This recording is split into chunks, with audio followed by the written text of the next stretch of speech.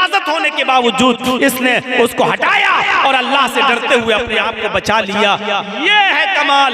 ऐसा इंसान कयामत के दिन अर्श इलाही के साए में होगा, जब कयामत के दिन और कोई दूसरा साया नहीं होगा। मेरे भाइयों, फअल्हमहा फुजूरहा व तक़वाहा, हमने इंसान को दोनों सलाहियतें देकर भेजा है। इंसान को गुनाह की ताकत भी दी है और नेकियों की ताकत भी दी है। इंसान नेकी का काम भी कर सकता है और गुनाह का काम भी कर सकता है, लेकिन कमाल तो ये है कि गुनाह करने पर ताकत होने के बावजूद गुनाह न करे। फरिश्ते गुनाह कर ही नहीं सकते क्योंकि गुनाह की ताकत ही नहीं है, और हम और आप गुनाह कर सकते हैं गुनाह की ताकत होने के बावजूद हम गुनाह न करें, तो यह है कमाल। और इसीलिए इंसान का दर्जा अल्लाह रब्बुल आलमीन ने फरिश्तों से भी बुलंद कर दिया। क्यों?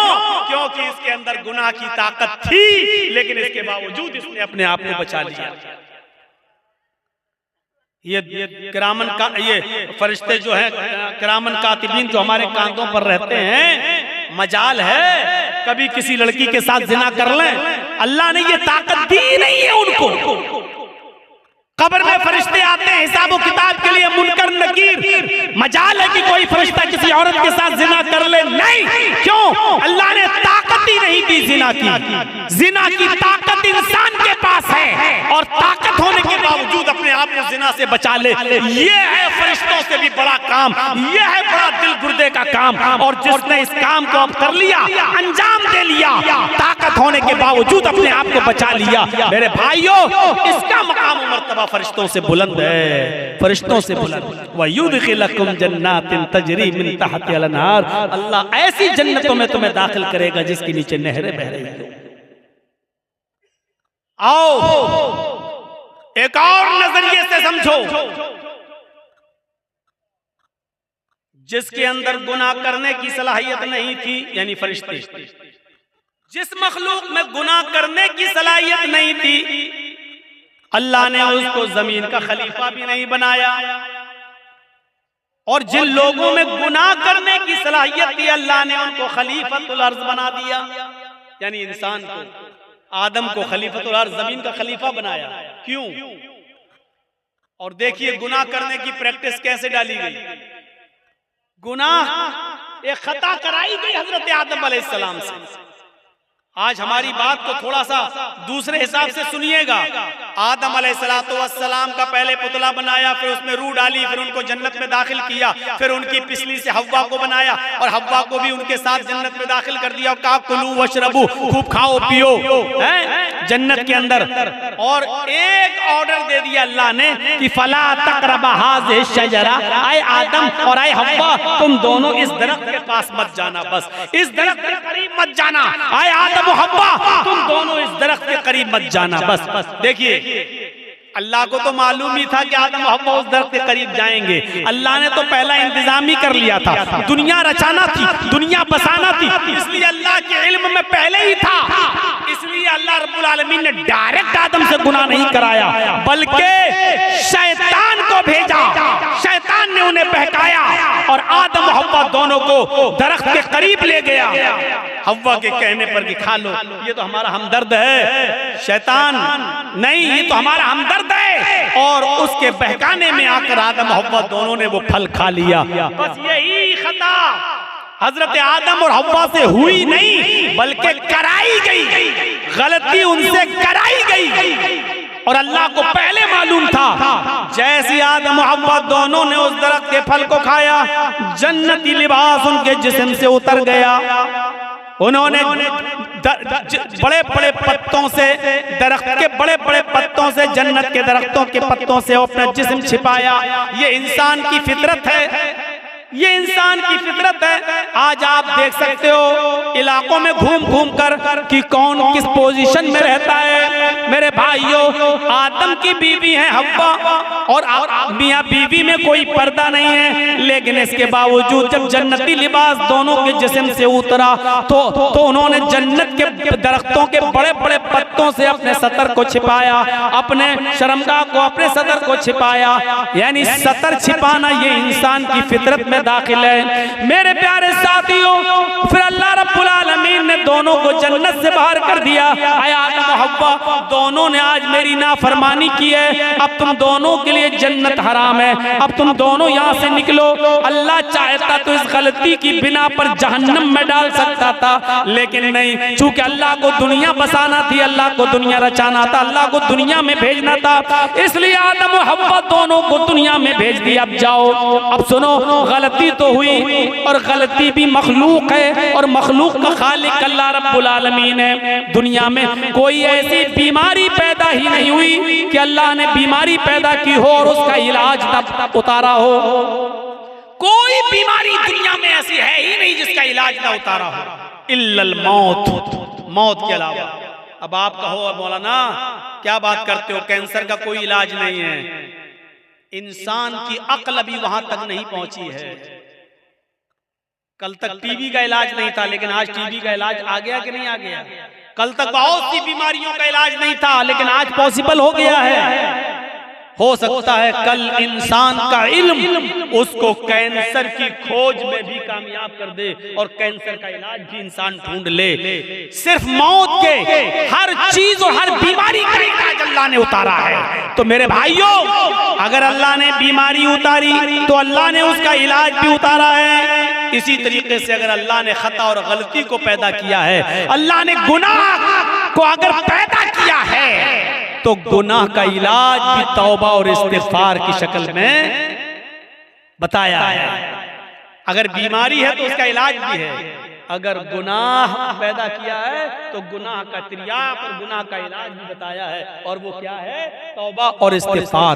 इसीलिए आदम और हव्वा दोनों को जब जन्नत से भेज दिया गया दुनिया में, तो आदम और हव्वा से जब ये खता हुई तो आदम और हव्वा ने अपनी इस खता का, अपनी इस बीमारी का, अपनी इस गुनाह का और इस गलती का इकरार भी किया और इसका इलाज इस तरीके से किया। रब्बना ज़लमना अनफुसना व इल्लम तग़फिर लना व तरहमना लनकूनन्ना मिनल खासिरीन। हज़रत यूनुस अलैहिस्सलाम से अल्लाह ने फरमाया, तुम्हें जाना नहीं है, तुम्हें अपनी बस्ती में रहकर दावत व तबलीग करना है। यूनुस नहीं माने, अल्लाह की मर्जी के बगैर, अल्लाह के हुक्म के बगैर चल दिए। एक खता की, एक गलती की, अल्लाह ने उनको समंदर में कश्ती में उसे पलटवा दिया, मछली ने उनको निगल लिया। यूनुस अलैहिस्सलाम से खता हुई, यूनुस अलैहिस्सलाम से गलती हुई, अल्लाह का हुक्म नहीं माना। अब इस गलती के इकरार भी कर रहे हैं और इस गलती का इलाज तौबा की शक्ल में, इस्तिग़फ़ार की शक्ल में कर रहे हैं। ला इलाहा इल्ला अंत सुब्हानक इन्नी कुन्तु मिनज़ ज़ालिमीन। अगर गलती है, गुनाह अल्लाह ने पैदा किया है, तो उसका इलाज भी पैदा किया है, और उसका इलाज क्या है? तौबा और इस्तिग़फ़ार। हजरत आदम से गलती हुई, जन्नत से निकाले गए और दुनिया में आए तो क्या कहा? रब्बना ज़लमना अनफुसना व इल्लम तग़फिर लना व तरहमना लनकूनन्ना मिनल खासिरीन। ऐ हमारे परवरदिगार, हम दोनों ने अपने आप पर बहुत बड़ा जुल्म किया है। अगर तूने हमारी मग़फ़िरत न फरमाई और हम पर रहम न फरमाया, ला नकूनन्ना मिनल खासिरीन, तो हम नुकसान उठाने वालों में से हो जाएंगे, हम बहुत ज्यादा नुकसान उठाने वालों में से हो जाएंगे। और इसी वजह से देखिए, आप देखिए कैसा जवाब, तुर्की बतुर्की जवाब। इधर अल्लाह रब्बुल आलमीन शैतान को भी भगा रहा है, रामदेव दरगाह कर रहा है। आए शैतान, आए इब्लीस, हमने कहा था आदम को सजदा कर, फसजदू इल्ला इब्लीस। सारे फरिश्तों ने आदम को सजदा किया सिवाय इब्लीस के। अब इनकार कर दिया, वस्तकबरा और तकब्बुर में आ गया। आए इब्लीस, हमारी नाफरमानी करने के बस तुझे भी निकाला जा रहा है, रामदे दरगाह किया जा रहा है। तो जानते हो इब्लीस ने क्या कहा था, जानते हो शैतान ने क्या कहा था? जब शैतान को निकाला गया, अल्लाह ने रामदे दरगाह किया, तो शैतान ने चैलेंज देते हुए कहा था अल्लाह से, क्या है अल्लाह इलाहुल आलमीन, हमने आदम को सजदा नहीं किया, तुझे तो सजदा करता था, तेरी इबादत तो करता था, मैंने आदम को सजदा नहीं किया, वो मिट्टी से पैदा है, मैं आग से, मैं अपने से कमतर मखलूक के सामने नहीं झुका। अरे मैंने आदम को सजदा नहीं किया तो तू मुझे निकाल रहा है, जबकि मैं तुझे सजदा करता था। रूए ज़मीन पर, पूरी कायनात पर 4 उंगली के बराबर भी कोई जगह ऐसी खाली नहीं जहां शैतान ने अल्लाह को सजदा न किया हो। इतना सजदा करता था वो अल्लाह को, इतनी इबादत करता था अल्लाह की, लेकिन एक बात नहीं मानी, आदम को सजदा करो, नहीं किया उसने। अरे हम तो कितनी नाफरमानी करते हैं अल्लाह की, और इतनी इबादतें भी नहीं हमारी। हम अपना अंजाम सोचें, अपने बारे में जरा गौर करें। शैतान ने तो चप्पे चप्पे पर सजदा किया था, 4 उंगली के बराबर भी कोई जगह ऐसी नहीं जहां शैतान ने सजदा न किया हो, हर जगह सजदा। लेकिन अल्लाह ने कहा आदम को सजदा करो, नहीं मानी उसकी बात। नहीं अल्लाह, मैं मिट्टी से, आग से, और वो मिट्टी से, आग मिट्टी के सामने झुकेगी। अल्लाह ने कहा निकलो, और जब निकाला गया तो क्या कहा उसने चैलेंज देते हुए, कसम है मुझे अपने तकब्बुर की, आए अल्लाह इलाहुल आलमीन, आदम की वजह से तू मुझे निकाल रहा है ना, आदम की वजह से तू मुझे निकाल रहा है ना, मैं आखिरी सांस तक तेरे बंदे आदम और आदम की औलाद से गुनाह के काम कराता रहूंगा, दुनिया में भी मैं उनसे गुनाह के काम कराता रहूंगा। हम तेरे बंदे आदम से और आदम की औलाद से आखिरी सांस तक उनसे गलत काम कराता रहूंगा, और उनको गुनाहों की दलदल में डालकर आखिरी सांस तक उनसे गुनाह के काम कराकर उनको आखिरी दम तक उनसे गुनाह कराता रहूंगा, और उसी गुनाह पर उनको वो मौत आएगी, और अपने साथ लेकर हम उनको जहन्नम में जाएंगे। आए अल्लाह, कसम है मुझे अपने तकब्बुर की कि मैं तेरे बंदे आदम और आदम की औलाद से आखिरी सांस तक गुनाह कराता रहूंगा, और उनको कयामत के दिन अपने साथ जहन्नम में ले जाऊंगा। तो उधर अल्लाह ने उसके चैलेंज को कबूल करते हुए तुर्की ब तुर्की जवाब दिया, हाय इब्लीस, जा तू मेरे बंदे को आखिरी वक्त तक बहका, जा तू आदम की औलाद से आखिरी वक्त तक गुनाह के काम करा, जा मैं तुझे इजाजत देता हूँ, आखिरी वक्त तक तू मेरे बंदों को बहकाता रहे और उनसे गुनाह के काम कराता रहे, और तू उनको अपने साथ जहन्नम में ले जाता रहे। जा, मुझे तेरा ये चैलेंज कबूल है, लेकिन कसम है मुझे भी अपने इज्जत व जलाल की, मैं भी अपने बंदे के आखिरी वक्त तक की तौबा को कबूल करता रहूंगा, मैं अपने बंदे के आखिरी वक्त तक के गुनाह को माफ कर दूंगा, अगर उसने सच्ची और खालिस तौबा की, यानी तौबतन नसूहा, अगर मेरे बंदे ने खालिस और सच्ची तौबा की, तो मैं अपने बंदे की उस तौबा को कबूल करके और आखिरी वक्त तक के गुनाह को माफ करके अपने बंदों को जन्नत में दाखिल करता रहूंगा। तू आखिरी सांस तक गुनाह कराता रहेगा, मैं आखिरी सांस तक अपने बंदे की तौबा को कबूल करता रहूंगा। तू आखिरी सांस तक जहन्नम में ले जाने की कोशिश में रहेगा, मैं आखिरी सांस तक अपने बंदे को बख्शकर जन्नत में दाखिल करने की करता रहूंगा। मेरे भाइयों, तुर्की ब तुर्की जवाब। इसलिए तौबा और इस्तिग़फ़ार। क्या लगता है आपको इतना सा जुमला कहने में? गुनाह अल्लाह ने उतारा है तो उसका इलाज तौबा और इस्तिग़फ़ार भी उतारा है। कोई गुनाह हो जाए फौरन कहो अस्तग़फ़िरुल्लाह रब्बी मिन कुल्लि ज़ंबिन व अतूबु इलैहि, और उड़ते बैठते चलते फिरते ये जुमला पढ़ते रहो। कितना सा जुमला है यार, अस्तग़फ़िरुल्लाह रब्बी मिन कुल्लि ज़ंबिन व अतूबु इलैहि। उड़ते फिरते चलते फिरते खाते पीते जुमले पढ़ते रहो। अस्तग़फ़िरुल्लाह रब्बी, मैं मग़फ़िरत तलब करता हूँ अल्लाह की। अस्तग़फ़िरुल्लाह, मैं अल्लाह से मग़फ़िरत तलब करता हूँ जो मेरा रब है। मिन कुल्लि ज़ंबिन, हर गुनाह से, व अतूबु इलैहि, और उसी से तौबा करता हूँ, उसी की तरफ रुजू होता हूँ। ये ऐसी दुआ है कि खुद अल्लाह के नबी सल्लल्लाहु अलैहि वसल्लम ये दुआ पढ़ा करते थे और कहा करते थे, लोगों इस्तगफिरू रब्बकुम व इन्नी लअस्तगफिरुल्लाह फिल यौम मियता मर्रा। आए लोगों तुम अपने रब से मग़फ़िरत मांगा करो, आए लोगों तुम अपने रब से मग़फ़िरत तलब किया करो। इन्नी लअस्तगफिरुल्लाह फिल यौम मियता मर्रा। मुहम्मदुर रसूलुल्लाह का नहीं, मेरा हाल ये है कि मैं एक दिन में 24 घंटे में सुबह और शाम में 100 से ज्यादा बार अल्लाह से मग़फ़िरत तलब करता हूँ, अल्लाह से इस्तिग़फ़ार करता हूँ। मेरा हाल ये है कि मैं 100 से ज्यादा बार अल्लाह से मग़फ़िरत तलब करता हूँ।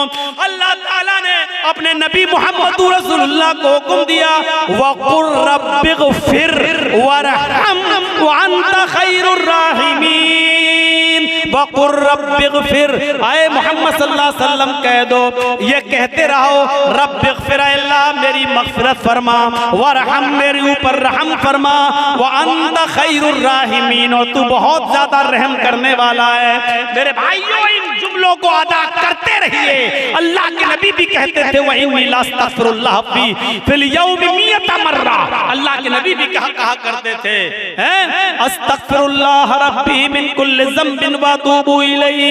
ये मग़फ़िरत तलब करना बहुत जरूरी है। और जानते हो मग़फ़िरत के फायदे क्या हैं? मग़फ़िरत के फायदे क्या हैं? हजरत नूह अलैहिस्सलातु वस्सलाम ने अपनी कौम से कहा था, जब कहत पड़ गया, बहुत ज्यादा सूखा पड़ गया, तो अपनी कौम के लोगों से कहा था, क्या कहा था? वस्तग़फ़िरू रब्बकुम इन्नहु कान गफ़्फ़ारा। आए मेरी कौम के लोगों अपने रब से मग़फ़िरत तलब करो, आए मेरी कौम के लोगों अपने रब से मग़फ़िरत तलब करो। युरसिलिस समाअ अलैकुम मिदरारा। जब तुम अपने रब से मग़फ़िरत तलब करोगे तो अल्लाह रब्बुल आलमीन आसमान से बारिशें बरसाएगा। ये जो कहत पड़ गया है, जो सूखा पड़ गया है, अल्लाह रब्बुल आलमीन आसमान से तुम्हारे ऊपर बारिशें बरसाएगा अगर तुम मग़फ़िरत तलब करोगे, इस्तिग़फ़ार करोगे तो। युरसिलिस समाअ अलैकुम मिदरारा, अल्लाह रब्बुल आलमीन तुम्हारे ऊपर आसमान से बारिश बरसाएगा। व युमदिदकुम बिअमवालिन व बनीन, और अल्लाह रब्बुल आलमीन तुम्हें औलादें देगा और माल से नवाजेगा। व युमदिदकुम बिअमवालिन व बनीन, अल्लाह तुम्हें माल भी देगा और औलादें भी देगा। यानी अगर किसी का माल, रिज़्क़ में कमी आ गई है, मालो दौलत में कमी आ रही है, बरकतें नहीं हो रही हैं, तो गौर करो कि उसके गुनाह बढ़ गए हैं, मग़फ़िरत तलब करो, अल्लाह से इस्तिग़फ़ार करोगे तो अल्लाह तुम्हें माल भी देगा, वह बनीन, और तुम्हें औलादें भी देगा। व यजअल लकुम जन्नातिन व यजअल लकुम अनहारा, और तुम्हें बागात अता फरमाएगा और चश्मे जारी करेगा, तुम्हें नहरें अता फरमाएगा। यानी मग़फ़िरत तलब करोगे तो ये नेमतें अल्लाह रब्बुल आलमीन तुम्हें देगा। हजरत उमर फारूक के जमाने में कहत पड़ गया, हजरत उमर फारूक के जमाने में कहत पड़ गया, लोगों ने कहा अमीरुल मोमिनीन चलिए नमाज इस्तिस्का पढ़िए, अल्लाह से हमारे लिए दुआ कीजिए कि अल्लाह रहमत की बारिश फरमाए। सूखा पड़ा हुआ है, बच्चे भूखे मरने लगे, हालात बहुत खराब हैं। आए अमीरुल मोमिनीन जंगल की तरफ निकलिए और अल्लाह से बारिश तलब कीजिए, नमाज इस्तिस्का पढ़िए। अल्लाह हजरत उमर फारूक रज़ी अल्लाह ताला अन्हु तमाम लोगों को लेकर निकले, तमाम लोगों को लेकर जंगल में निकले, नमाज इस्तिस्का पढ़ी और सिर्फ आसमान पर हाथ बुलंद करके इतना फरमाया, नस्तग़फ़िरुल्लाह नस्तग़फ़िरुल्लाह, अल्लाह हम सब इस्तिग़फ़ार करने आए हैं, हम सब मग़फ़िरत तलब करने आए हैं। हजरत उमर ने ये नहीं कहा अल्लाह तू मेरे ऊपर रहमत की बारिश फरमा, ये नहीं कहा कि अल्लाह तू हमारे ऊपर रहमत की बरखा फरमा, एक कतरा पानी का नहीं मांगा।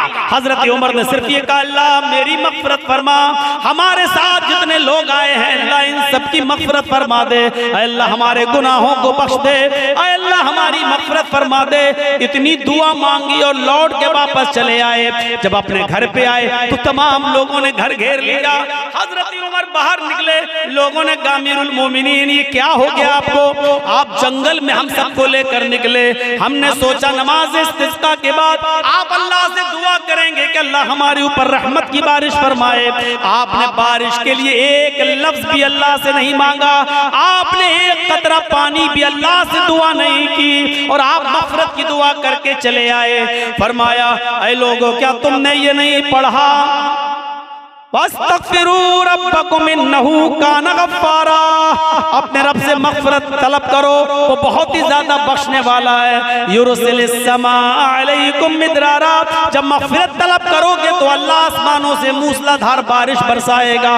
लोगों, मैंने बारिश नहीं मांगी है, लेकिन बारिश जिन गुनाहों की वजह से रुकती है, मैंने मग़फ़िरत की दुआ करके, मग़फ़िरत तलब करके आसमान के उन दरवाजों को झंझोड़ दिया है, आसमान के उन दरवाजों में सुराख कर दिया है, आसमान के उन दरवाजों में छेद कर दिए हैं जहां से बारिश आती है। हमने मग़फ़िरत तलब करके आसमान के दरवाजों को हिला दिया है।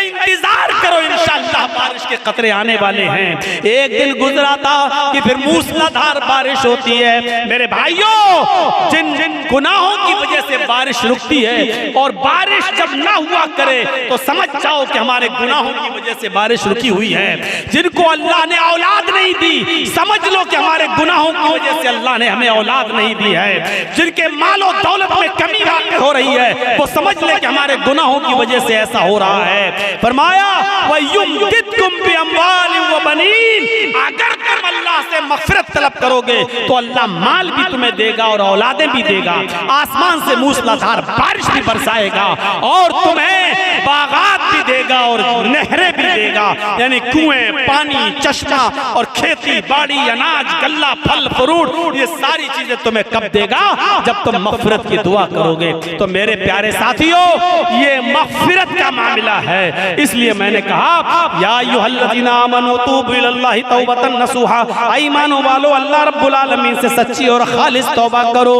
लेकिन ये सारी नेमतें हमें तभी मिलेगी जब हम खालिस और सच्ची तौबा करेंगे। अपने मुआशरे की इस्लाह करो, और अब गुनाह बार बार मत करो, गुनाहों पर नादिम होना सीखो, हैं?